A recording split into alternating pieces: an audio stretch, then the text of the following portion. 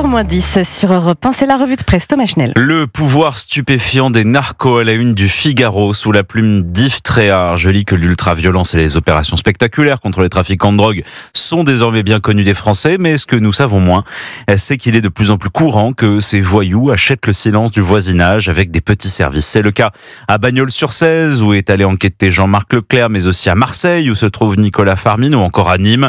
Écoutez toute cette liste des services constatés par les reporters, des bricolages, des activités périscolaires, des aides financières, de l'installation d'aires de jeu ou de stades, des salons de coiffure, des épiceries. Qu'il est loin le temps où le maire, l'instituteur et le curé étaient les trois piliers de nos quartiers et de nos villages, s'exclame à regret notre confrère éditorialiste, qui fait le parallèle avec les cartels colombiens dans les années 80.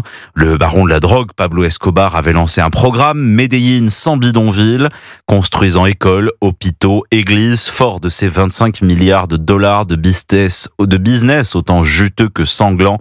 Et ça, ce n'était pas de la littérature, non.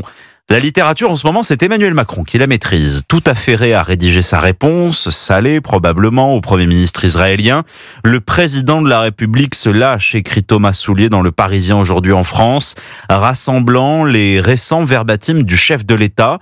Netanyahou, son analyse erronée et abjecte, ne demeurera pas sans réponse. L'Algérie, la France doit être forte et se faire respecter. Poutine, un ogre à nos portes. Notre confrère se demande si en haussant le ton, le président, comme dans la fable de La Fontaine, l'agneau serait devenu loup, considérant que la raison du plus fort est toujours la meilleure. Sur la page voisine, je lis l'interview de l'ambassadeur d'Israël en France, menée par Robin Corda et Charles de Saint-Sauveur. Après l'accusation portée par le Premier ministre israélien, accusant Emmanuel Macron d'attiser le feu antisémite en reconnaissant un État palestinien, la République française œuvre depuis très longtemps à combattre l'antisémitisme, reconnaît Joshua Zarka. Le ministre de l'Intérieur Bruno Retailleau fait énormément, je suis d'ailleurs souvent en contact avec lui avec ce sujet, mais ce n'est plus une vague d'antisémitisme, c'est un tsunami. Et nous n'utilisons que des bouées de sauvetage. Pour le moment, le diplomate écarte la fermeture du consulat français à Jérusalem, des rumeurs selon lui, mais s'il y a une reconnaissance d'un État palestinien, il y aura forcément une réaction à laquelle je ne sais pas, conclut l'interviewé. L'affaire Jean Pormanov est aussi à la une de la presse ce matin. Du nom de ce vidéaste, mort après des semaines de maltraitance diffusée en ligne, en direct, sous les yeux d'un demi-million d'abonnés, abreuvé par les humiliations, les violences physiques et psychologiques d'un homme fragile, sous emprise, qui aura tout vécu jusqu'à son dernier souffle, en live et aux yeux de tous. Les dérives d'un système sans foi ni loi, écrit en une l'opinion. Rémi Godot estime que l'émoi national se transforme désormais en chasse aux responsables.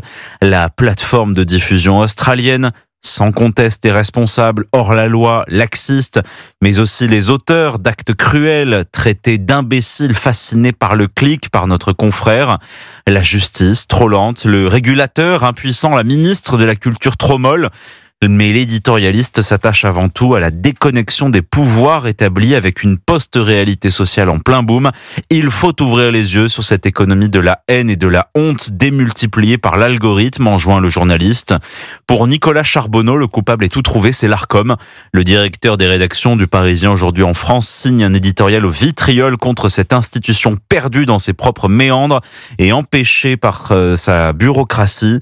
Ce collège de sages qui était déjà au courant, alerté par 2 fois de cette monstruosité et de poursuivre son réquisitoire contre les régulateurs. L'Arcom, toujours très prompte à sanctionner le moindre faux pas télévisuel, serait-elle plus sourde et plus aveugle quand il s'agit de fouiller dans ce que le web recèle de plus abject? Cette institution qui multiplie les rappels à l'ordre et les amendes, qui dit le bien et le mal, attribue les bons points ou les coups de règle, aurait-elle des pudeurs quand il s'agit de mettre le nez dans l'univers peu ragoûtant du web? À l'heure où l'on a diffusé la mort en direct, il est temps de choisir ses priorités et ses combats. Pour terminer, il y en a un parmi nous qui a sans doute radicalement changé ses priorités depuis 24 heures. Je parle bien sûr du gagnant de l'euro-million. Et le Parisien aujourd'hui en France a retrouvé d'anciens gagnants comme ce mécanicien de 41 ans qui avait remporté 134 millions d'euros en 2014. Il était resté simple. Les gens me prennent pour un jardinier à cause de mes fringues défraîchies. Il avait tout de même acheté une flotte de voitures de luxe et un domaine de 200 hectares au sud de l'Angleterre avec son propre lac.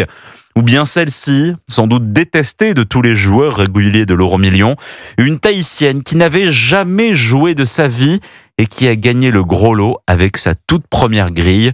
Eh bien, elle était partie découvrir la neige qu'elle n'avait jamais vue.